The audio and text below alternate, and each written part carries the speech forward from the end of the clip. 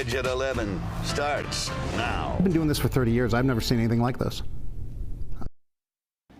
Tonight on The Edge, a deeply disturbing case, shocking seasoned investigators talking about how hard this was to unpack. A serial rapist learning his fate after terrorizing Detroit for months. It's a story you'll only see here on Fox 2, and our Jessica Dubnak is live with more on how the feds were able to take the bad guy off the streets, and thank goodness they did, Jessica. Yeah, Taryn and Roop, this is a case that went largely under the radar, at least publicly, but behind the scenes, federal investigators and Detroit police working really hard to put this very complicated case together. And it was ultimately shell casings left at multiple scenes that cracked it all wide open. He was roaming the streets of Detroit, lurking in the shadows. It's as scary as it sounds. DeAndre Martise Williams on a 3-month crime spree in Detroit, described as nightmarish. I can tell you that he raped somebody for 4 hours straight with a gun to their head. At least 15 victims, multiple rapes and shootings, armed robberies, kidnapping, possibly a murder. I've been doing this for 30 years. I've never seen anything like this. I've never seen anything like this. The federal complaint against him writes like a horror movie. Williams' M.O. was to target sex workers and their customers, robbing the so-called Johns, sometimes shooting them, then sexually assaulting the women. When he shot one person, he still went ahead and raped somebody. Right after that. Williams apparently got sloppy, using the same gun in the shootings, leaving shell casings, breadcrumbs for investigators. That's where Detroit police and the Bureau of Alcohol, Tobacco, Firearms, and Explosives collabed, running those casings through a ballistic testing database known as NIBIN.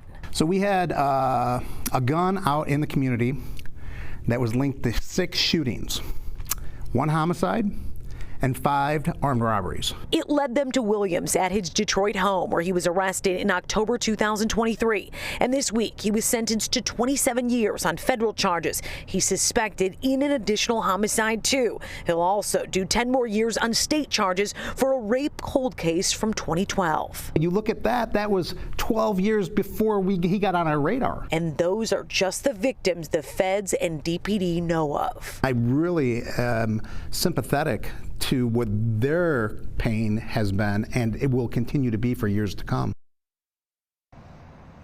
Investigators tell me in cases like these, when the victims are sex workers, they're often reluctant to come forward for fear of being in trouble themselves. But thankfully, they did have one brave person that came forward. That's how they were able to connect all the dots as far as those sexual assaults. Now, Williams will spend 37 years behind bars, but you heard the ATF special agent in charge there. He's likely connected to a homicide case as well. They're still working that, but possibly more charges to come. Reporting live in Detroit, Jessica Dubnak on The Edge. Yeah, this is sounds like a very extensive case, and thank goodness that sex worker did come forward. Though, do you know if the suspect at this point, Jessica, has said anything? Because this is such a bizarre set of circumstances that really don't fit some of the criminal profiles in the past.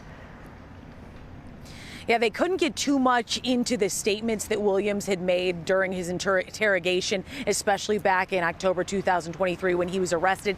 That's because they don't want to jeopardize any potential future charges. They really want to get justice for the victims, and there's likely more victims out there. Absolutely, and hopefully they will come forward. Jessica, thank you for that update.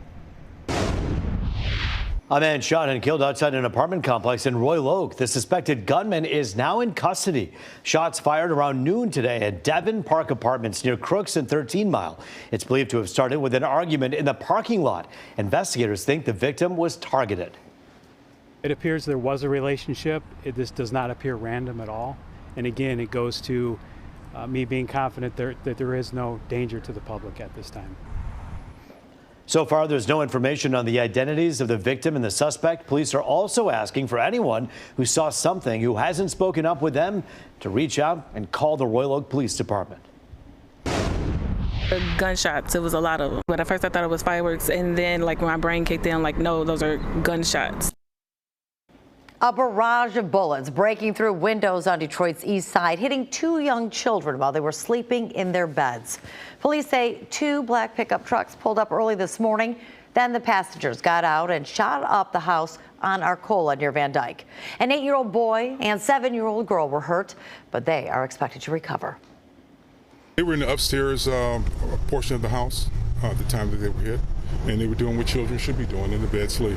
Again, another heinous act. We're asking the public right now to give us help with this.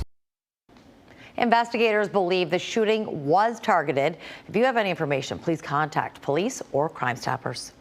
Well, you may remember this video we showed you right here on the edge when two thieves burst into a Livonia store and started smashing glass to steal thousands of dollars worth of Pokemon cards. Well, it turns out they're not the only ones with their eyes on that prize. And this time, a Sterling Heights store was targeted. We're told a bandit broke into First Edition Finds on Van Dyke on Tuesday and got away with cards worth a whole lot of cash. You can see the suspect outside the store. Then he smashes his way inside. He then runs straight to the display cases. Yep, right there, cracks the glass to try and grab the cards. He did. Then he puts his luxurious loot inside a shopping bag and then just strolls out the store. It's a tough break for the owner who opened up just a couple of months ago.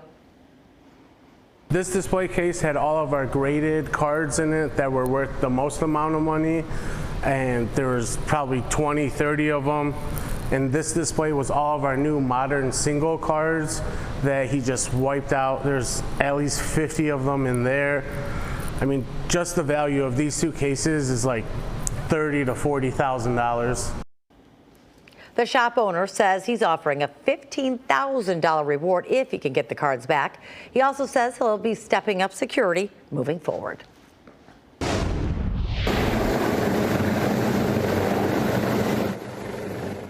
See that right in the middle of your screen there? A daring Coast Guard rescue to save 3 boaters stranded on an island in Lake Erie. The crew rescued the sailboaters early this morning on Middle Island on the Ontario side of the lake. The boaters got stuck after competing in a race in Cleveland. Strong winds and huge waves making it really tough to make the save. We immediately saw the survivors on shore. They were flashing lights at us, so we were able to pretty much start making our plan for what approach we were going to do. Initially, we were going to try and put them directly on the rocks, but it was just, with the wind conditions the way they were, it just wasn't a safe situation.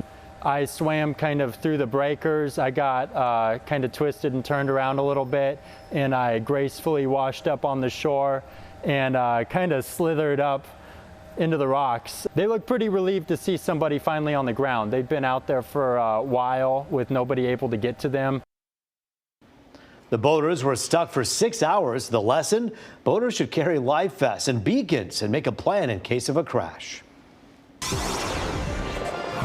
Well, for the first time in really several days, we're happy to report there's no rain on anyone's parades tonight. Yeah, that's good news. We're in for a much-needed dry stretch and pretty comfortable temps out there. Weather Authority Rich Luderman has his eyes on the sky. Hey there, Rich. Hey there, Ruben Terran. Yeah, no heat, no humidity, and no storms. We have high pressure building into the central Great Lakes. I'll show you where the active weather is. Parts of New England, down the East Coast, there are showers and storms, but for us, it's going to be quiet weather Friday, Saturday, and Sunday. Plenty of sunshine. We do have some more smoke from distant Canadian wildfires. As a result, air quality alerts are up for tomorrow and for Saturday. So if you have a respiratory ailment, you may be feeling it with that Canadian smoke in the air. Right now, you can see the haze on the horizon. These are live pictures here in Southfield. It is cool and it is dry across the region. Look at the daytime highs today. We did have showers this morning. We had clouds this morning, and then this afternoon the sun broke out. Some spots up north stayed in the lower 70s. We topped out at 75. Nothing close to the averages, so cooler than average weather for today and again tomorrow. Right now, most of us are in the mid-range of the 60s with that breeze from the north and east. Dew points are coming down. Very comfortable for the rest of tonight. 58 in Sault Ste. Marie, 69 in Chicago, 67 to our south in Columbus. But high pressure gives us great weather through the weekend into early next week, and you'll see it in the 7-day. Very comfortable for the rest of tonight, down to 59, back up to 77 with hazy sunshine. That's your Friday forecast. And then there it is, the full 7-day looking good. Yes, it does warm up just a bit next week, but still no humidity in the forecast. We're going to have a full check of those numbers starting at 4 a.m. Taryn, back to you. All right, Rich, thank you. Well, breaking news tonight out of Washington. The president pushing pause on a new round of tariffs. He's moving the start date back to August 7th. They were set to take effect tomorrow. He's also announcing a new round of taxes on 68 countries and the European Union with the baseline of 10%. Some countries will face more depending on whether the U.S. has a trade imbalance with the nation. The president is also raising the tariffs on Canada from 25 to 35%. Mexico will face 25% tax on most items, but it would be as high as 50% on certain metals.